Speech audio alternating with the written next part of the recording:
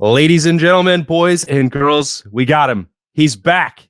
The main event, Jeremy Birmingham, is here on the podcast daily on Monday. Also, Bill Landis and me, Austin Ward, 2 weeks away from the start of spring ball. And Birm, you missed everything. It was a busy week without you, but we hope you had a fantastic vacation. It was really good. I actually did what I intended and just put the phone down, except for like 3 minutes a day to make a graphic for the podcast. That was all the work I did. I felt very relaxed. My hair looks crazy. That's why I'm wearing a hat. That's rare. I need to get a haircut, so I'll get that done before we head to Roosters later today. But yeah, it was good. Nice, relaxing time. A lot of fish, a lot of sun. You know what I was surprised about is that Key West really doesn't have much in the way of a beach. Which I'm actually okay with because I don't really care for the beach, but I did not realize that Key West was essentially just like extremely homogenized version of New Orleans. I did not know that. It's like New Orleans, but it doesn't smell like urine everywhere. You really did a lot of research for this trip. That's what's most impressive. I didn't do any research for the trip because we did this because it's what Angie wanted to do. But you know, the weirdest thing we did was, those little Turkish foot eating fish that you ever seen those things? They're like, it's like basically like it's part of some sort of pedicure thing where you put your feet into a tank of these fish that just eat the dead cells off of your skin. We did that on Valentine's Day after probably a few too many rum runners. And without much logic happening in our brains. And so we're like, oh, screw it, let's do this. And just dump the feet right in there. And that was weird. It wasn't bad or like uncomfortable. But then the next day we were talking about it, laughing about it. And then I just searched like what those fish were called. And then all of a sudden I get this like laundry list of Google results about here's why you shouldn't do these. This is why it's bad for not just your feet. Possibly you could die. And these are banned in 17 states in the United States. I'm like, holy crap, something was banned in Texas and we were still doing it. I was like, what are we doing? But that's what happens when you don't think before you do things. Other than that, vacation was great. A lot of fish. I don't eat shellfish, but I eat fish. So a lot of mahi, that sort of stuff. But a good time. You didn't eat the toefish, did you? No toefish. Okay. So now all these times where he's like criticized me for planning out too much, where we're going to do road beers and where we're going to go. It's all been, now you realize I was saving you from yourself. Like you almost killed yourself on vacation. It was all her idea. So I'm just going to blame her. Okay. Well, you're back. And when you left, Ohio State did not have 10 full-time coaches, Berm, and now they do. James Laurinaitis he claimed the last spot. Bill and I talked about this with some snap judgments on Thursday. There's some other contract info that we'll get into as we go through and break down Ohio State's offseason moves. But just your initial thoughts on James getting the final spot, Berm.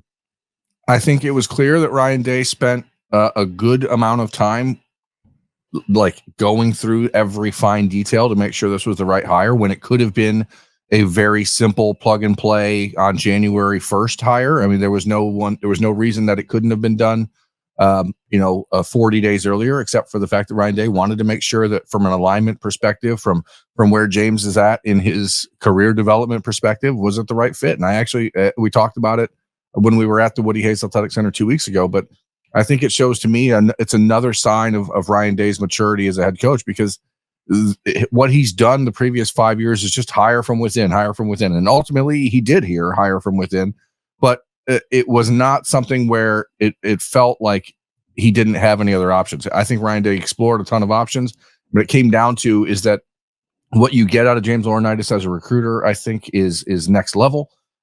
You have a guy who is a 3-time All-American at Ohio State, a college football Hall of Famer, a young guy younger than 40 years old who's able to go out there and really connect with people on a different level. And I'm interested to see what it means for Ohio State long-term at linebacker, because I'm not sure that anyone saw a market improvement at the position a year ago, but I don't think that most people objectively would place that on James Laurinaitis so much as it was on the defense deciding to use the linebackers differently. But I do think that there are some unanswered questions about exactly what his impact can be as an on-field coach, but off-field, I think it's a home run.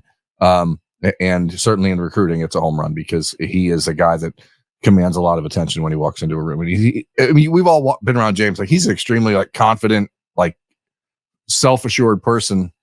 But he's also very humble and very loves Ohio State. And so I think, you put all those pieces together, and I certainly would consider it an A hire, even though it's an internal hire.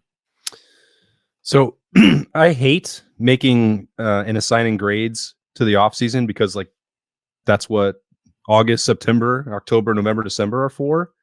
So I'm more interested in like the process itself, Bill, like the last 2.5 months with Ryan Day here, since let's say the Michigan game and the decisions he made. It's been a wilder process, I think, than I would have expected. What do you make of this entire journey here to get to a complete staff? Just talking about the staff, not necessarily the roster moves out of with it. Right. Yeah, it was a bizarre process for sure. And like not really Ryan Day's fault necessarily that it was like the Bill O'Brien thing. Like no one really saw that coming. I thought he navigated that well. And it's nice to have Chip Kelly as one of your good pals, I guess. Maybe he wouldn't have navigated it so well if he didn't have a relationship with Chip Kelly, but I'm not necessarily holding that against Ryan Day. I think he did a good job there. And I think in some ways, like, upgraded a little bit. And we talked about that, but it was good. Like, I thought that he struck the right balance between, like, aggressively attacking deficiencies without overreacting too much, which I think he talked about when we had that press conference with him a couple of weeks ago. Like, you want to act, but you don't want to overreact. And I think that he did that, right? We all thought that he should have done something with special teams coordinator. We all thought that quarterbacks coach could have used an upgrade. Had Ryan Day like decided to take it farther than that and like really revamp the coaching staff, I don't know that anyone would have been like, what the heck's going on? Because like they haven't achieved their goals the last couple of years. But me personally, I don't know that they necessarily needed that. I think they needed some tweaks here, some tweaks there. Obviously a big decision from Ryan Day to give up the play calling piece and the offensive coordinator piece and find somebody with substantial credentials who could take that off of his plate. And he did that. So I thought he did a really nice job. There have been off seasons past where I've felt that he's been like too indecisive, too reliant, on like the familiar. And I don't know that I feel that way this offseason, which I know might sound a little crazy because like he promoted a guy in-house to coach of linebackers. He hired a guy he's known for his entire adult life to be his offensive coordinator. But those hired McGarry, who had already worked for him to coach. Yeah, but those didn't feel like, those felt very different for me than like the Parker Fleming deal or the Corey Dennis deal, and maybe naively so, but that's just kind of how I feel about it. But so like if I can make a distinction between those and some previous hires that I thought were a little underwhelming, I think he's done a really, really nice job this offseason, like a continuation of this evolution, I guess, into the CEO version of Ryan Day. I think the difference for me, at least, is that those guys have all cut their teeth elsewhere. They have all, Matt Guerreri was the defensive coordinator at Indiana a year ago. Like, it's not you just hiring him straight from within, or a guy who's only worked at Ohio State and hasn't had an experience outside of the Buckeye sphere. So, I mean, once you add, sure, Matt Guerreri was on the coaching staff 2 years ago, but he's been elsewhere, and he's figured out who he is as a coach elsewhere, and had an opportunity to coach in the Big Ten. And we watched what we thought was a pretty good Indiana defense for most of last year, despite the fact that they were talent deficient. So to me, none of those really feel the same. And again, Chip Kelly, it's like, this is his guy, this is his buddy, but it's also one of the more established coaches in the country who's been at every level and found success. And most people outside looking in still think he's one of the game's elite offensive minds. And so I don't think it's a situation where you can look at it and go, well, he only hired him because he was his friend or his mentor. I mean, there's obviously a very good resume behind it. It's not Billy Davis, no offense. None taken. I think that's what makes this really so fascinating, is because you can evaluate it two different ways if you want to. As Bill said, if you're going to take the methodical process here, you could easily, if you wanted to, say, well, he was indecisive. He said himself, Ryan Day, during his press conference almost 2 weeks ago now, like, there's a lot of options still on the table to consider. Maybe it'll be special teams. Maybe it'll be a second defensive line coach. Maybe it'll be James Laurinaitis. That was still almost more than 2 months into the process. Like, you can flip a coin, decide how you feel about that. And it's the same situation with Chip Kelly, with James Laurinaitis, with Matt Guerrieri. Like, these are all people that he was familiar with, some way more than others, obviously, with Chip Kelly. And if you want to say, well, he wanted that familiarity again, and he wanted continuity and chemistry and people that he knew in the meeting room, you can certainly do that. I tend to agree with you both, like, especially when it comes to Chip Kelly. Any other program in the country and multiple NFL teams were interviewing him, and every college program, if they knew that they could take the sitting UCLA head coach and make them their offensive coordinator and not put him in charge of roster management and the transfer portal and NIL, they're absolutely going to make that move. Ryan Day is the only one that you can possibly look at and be like, nope, that guy, he went with the familiar. I think that overall the process, I didn't want them to be patient, and I thought that they needed to start making moves immediately after the Michigan game. But hindsight now, 2.5 months later, I think he probably did the best job he could, especially after getting thrown an unexpected wrinkle with Bill O'Brien and having to go out and get 2 offensive coordinators in the same offseason, which nobody wants to do. I think, I think you're right. I guess like the grading thing is tough for me as well. But like, if we were to go down that road a second, like, I think an A+ would have been like finding the second defensive line coach, right? Instead of the linebacker, instead of promoting James Laurinaitis. But then that makes this like probably like an A or an A-. Like, it's still very good. But I think we're all, I don't know, are we all in agreement that like priority or preference number one was to get somebody to try to work in tandem with Larry Johnson for a year to ease that transition, and they weren't able to do that. So like, it's not necessarily a knock. It's just like they had to pivot, I guess, a little bit from that plan, which keeps this from being like an absolute home run, but it's still an incredibly good offseason, I think. Yeah, but that plan now becomes almost secondary because you signed Larry Johnson to a 2-year extension. And so maybe now that becomes a priority next offseason, because at this point you at least are of the mindset, again, there's a lot of things that could happen between now and next December where this entire staff could be gone. So you don't know. But what you do, I mean, let's just be honest. I mean, there's at least a world where that exists. There's also a world where Ohio State loses to Michigan and wins a national championship. So there's a lot of different things in play. But I think with Larry Johnson committing to another 2 years, obviously Tim Walton signing another extension, Jim Knowles signing an extension. What you have now is a pretty, a lot of continuity on a staff that you thought heading into this offseason felt like there could be some question marks. And now, especially on the defensive side of the ball, which is the craziest part, because for the last 4 years, it's been this defense sucks, the defense sucks, the defense sucks. And now, like, the defensive staff, you look at and you go, okay, they're locked in and they got this sorted out for the next 3 years. And now you look where the next tweaks have to be made. But Tim Walton getting the extension was a big deal, and becoming the full secondary safeties, corners, I don't know, co-offensive, co-head coach or assistant head coach or whatever he is, assistant to the regional manager. I don't know. But like, I think that it was clear that if Larry Johnson had not wanted to sign a 2-year extension, that the defensive line help would have been more necessary than it was now. That's the way I view that.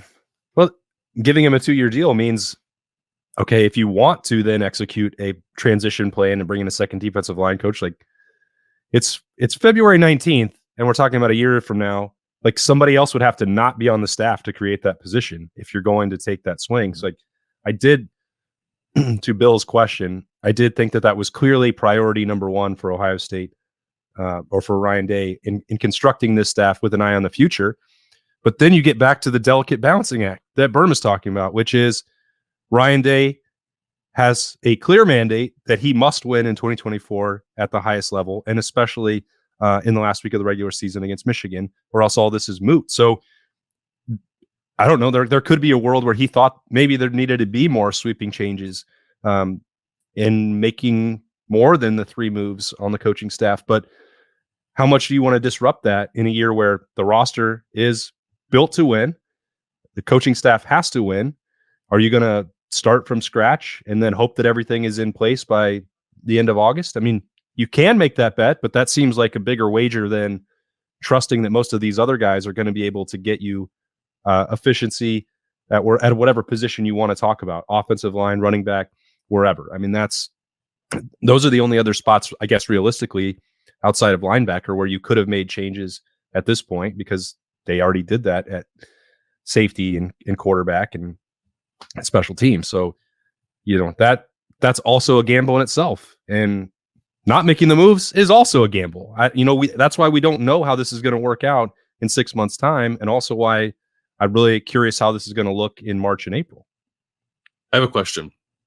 What is the difference between associate head coach, assistant head coach, and assistant head coach for offense? There is no difference except to pay stubs. You have to create new positions if you want to create new money. Okay. Yeah. It's a creative way to make sure everyone feels good about themselves, and to make sure that they all know that their voices are equally important, in that none of their voices are important. Yeah, it really washes them out. If they all get fancy new titles, like nothing has actually changed. It's just very funny to me. So Tim Walton is now an assistant head coach in addition to being the secondary coach and cornerbacks coach. He's got a lot on his plate, that guy. And Larry Johnson, I think, has had an associate head coach title for a while. And Tony Alford also has an assistant head coach for offense. And I think Justin Fry, technically might have one of those too.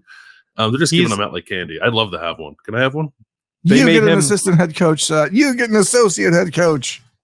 They made Justin Fry last year. His special title was offensive line coach and run game coordinator.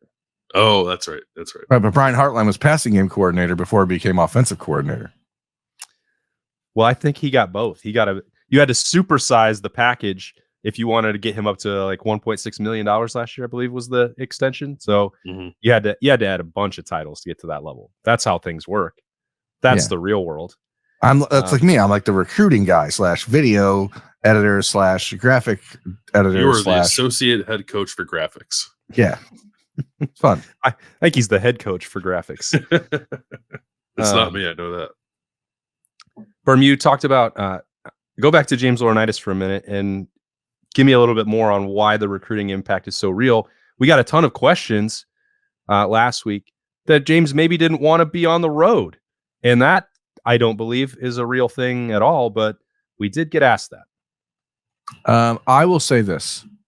In the last 6 months of speaking to what I would consider well-connected sources to the James Laurinaitis business, right? The one underlying... Is this the assistant to James Laurinaitis, or... The underlying theme has been get James Laurinaitis on the road, and that has come from the James Laurinaitis side of things.